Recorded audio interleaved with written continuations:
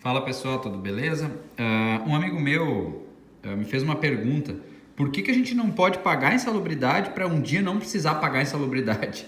A pergunta ficou engraçada, estranha aqui, mas o que ele quer dizer com isso? Tem muitas empresas que usam o termo pagar para não se incomodar.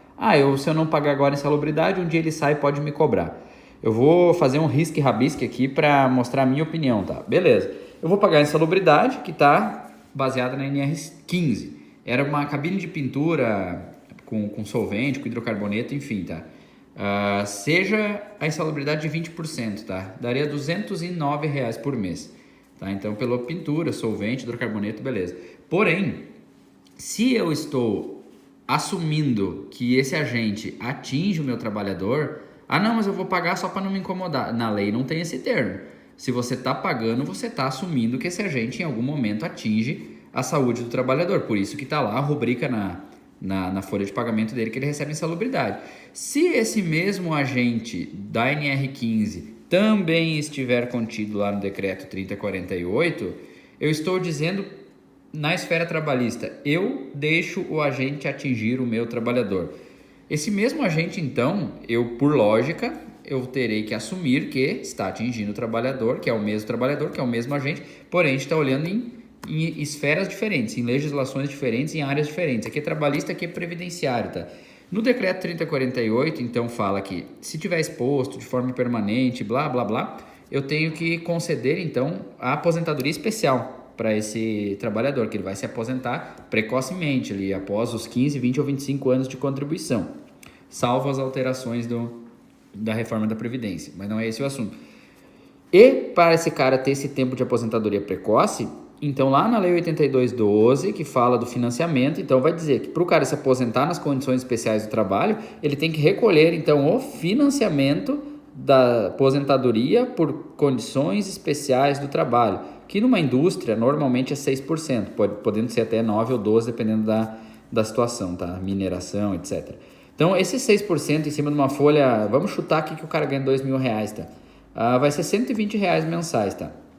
Logo, então eu já vou ter um custo de 120 da insalubridade, 20% em cima do salário mínimo nacional.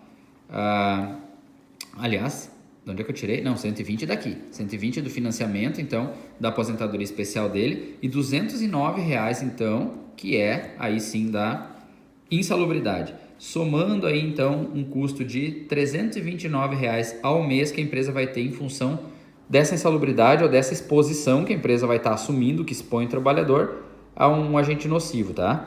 Isso no ano, vezes 13 folhas, antes que alguém diga que eu fiz a conta errada, vezes 12, não é, vezes 13, porque tem o 13º, e o cara também recebe isso no 13º. Então são R$ 4.277 para uma pessoa que vai receber então adicional em grau médio e ainda vai ter a menor contribuição do FACET aí, que é 6%, tá? Então isso custa para a empresa R$ 4.277. Jonathan, mas tem como evitar isso? Claro que tem. A empresa, por sinal, ela está só querendo pagar para não se incomodar, né? Então ela vai eliminar o risco, que seria a possibilidade de não ter esse custo. Como é que eu comprovo, então, para um dia ele botar na justiça, um perito via lá e dizer, vocês não estavam pagando salubridade, o cara está pedindo. Eu vou dizer, seu perito, senhor, por favor, considere essas informações e leve até o juiz, tá? A nossa empresa tentou eliminar o risco, não foi possível, que é a primeira medida hierárquica, né, quando se trata de um risco. Não podendo eliminar, seu perito, porque não tem como pintar sem o solvente, não dá para usar tinta base de água nesse tipo de material aqui, nós partimos então para a proteção coletiva e nós instalamos então um exaustor. Esse exaustor a gente também troca as mantas, ele tem uma manutenção periódica, tem a questão ambiental também, né, que a gente tem que atender, beleza. Eu tenho medida administrativa, seu perito, porque ele não está de forma permanente nessa cabine de pintura. Ele faz essa atividade 2 vezes por semana por um turno. Então, já caracteriza uma certa ocasionalidade aqui, que então não estou de forma permanente expondo esse trabalhador. Ok, beleza. Como a própria NR6 diz, eu não estou usando só o EPI como medida de proteção. Eu tenho o exaustor, que eu comprovo através de medições que ele funciona bem. Mesmo assim, de forma complementar, como a própria NR6 diz, que o EPI deve ser complementar ou até instalar proteção coletiva ou medida emergencial. Então, como redundância no meu sistema de segurança, como forma de complemento, eu ainda forneço o EPI para o meu trabalhador. Está aqui o treinamento que eu faço para ele, Tá aqui a ordem de serviço por escrito, lá no meu PPRA eu vou pegar o CA do EPI, confrontar com a FISP do produto e mostrar que realmente eles são adequados, são compatíveis. Eu faço a auditoria periódica, se o pessoal está usando direitinho, está trocando na frequência certa. Eu tenho tudo registrado aqui na minha ficha de EPIs, está tudo certinho, o CA tá ok, faz a troca com frequência. Eu tenho o ASO dele sem nenhuma alteração aqui, seu perito. Ele está apto desde sempre, desde que ele começou nessa função, né? Então eu tenho as avaliações quantitativas que mostram que o meu exaustor está funcionando. Então eu faço uma medição quantitativa com os níveis abaixo do limite de tolerância ou até não detectado, dependendo do dia da avaliação, enfim, do caso, do exaustor, do funcionamento. Beleza? Então, por isso, nós não pagávamos a insalubridade, seu perito. Então, argumentos para proteger a empresa não faltariam. Então, é só a gente pensar na eliminação e na tratativa, na proteção coletiva, no bloqueio do risco até o trabalhador. Aí nós temos outro problema com a insalubridade. Existe um artigo lá na CLT, número 60, que diz que em funções insalubres é proibido fazer hora extra. E esse cara nunca vai poder fazer uma hora extra? Duvide eu dó. Em algum momento vai ter um pico de produção lá, esse cara vai ter que fazer hora extra, vai estar ferindo aí o artigo 60 da CLT. Conversa lá com o RH, com a contabilidade, troca uma ideia sobre isso.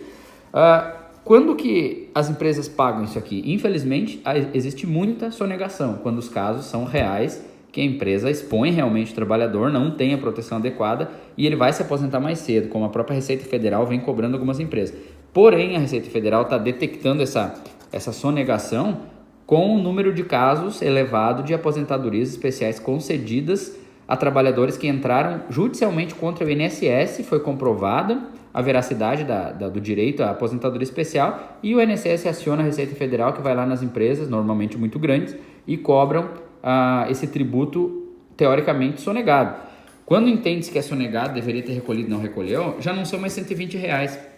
Essa multa que a Receita Federal aplica nas empresas que sonegaram, então o FACET, é de 75% a 225%. Então esses R$120 que deveriam ser desde sempre recolhidos, eles podem chegar no mínimo de 210 até R$390. Veja o salto que dá daqui para cá, né? Então essa é a multa para quem não recolhe e deveria recolher o FACET. Pô, mas peraí, mas eu estava protegendo, eu só paguei para não me incomodar. Opa, esse paguei para não me incomodar também não está na legislação previdenciária, não está nem na trabalhista nem na previdenciária. Será que é um bom negócio? Beleza. Se o cara, mesmo que foi recolhido o FACET, mesmo que foi pago em insalubridade, ele ainda adoecer, ele merece uma indenização por danos morais, certo?